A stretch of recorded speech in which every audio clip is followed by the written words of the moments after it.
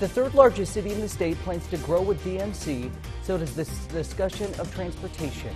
Good evening and thank you for watching. I'm James Wilcox. And I'm Laura Lee. After years of studying the Zip Rail project from Minneapolis to Rochester, the Minnesota Department of Transportation and Olmsted County have suspended work on that project, but that doesn't mean the idea will be forgotten. ABC 6 News reporter Olivia York investigates the rail and why it sparked so much conversation and what's expected to continue for years to come.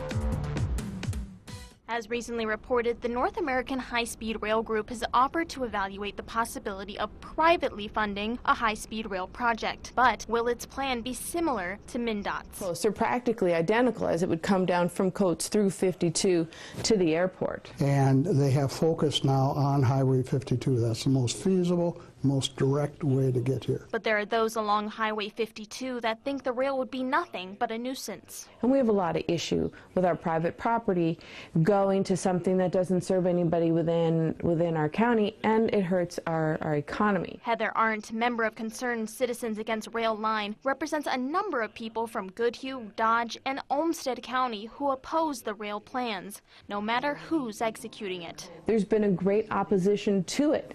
There isn't anybody along the corridors who has come out publicly and said that they're in favor of it. In fact, it's quite the opposite. I think a lot of it's the fear of the unknown.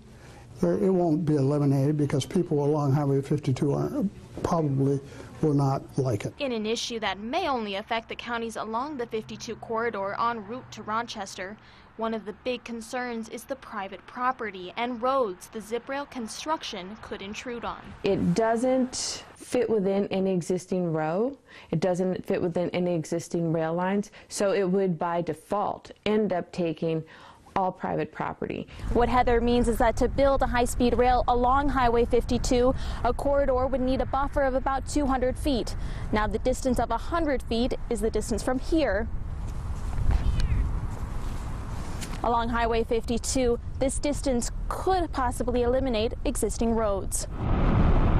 All of our roads that serve our communities and serve our industry are not going to get rebuilt. But the citizens of Rochester may be more concerned how the Zip Rail could affect their community, especially as Destination Medical Center slowly makes headway. You have to have a way to get here. There's very few planes that come in here. There is no railroad, so the only other way is by car. It'd be a huge positive. But again, there's always another point of view. If you look at what the DMC growth projections were for jobs, many of those were in the service and hospitality industry, or the new hotels, the new restaurants, and shopping and all of that. Those are not the types of jobs that are going to be earning a wage or working the hours that they would ride on the high-speed rail to get back and forth. Whether the rail is in fact an overall positive to Destination Medical Center is still a question, but the plans are something we're told Mayo Clinic hasn't touched yet.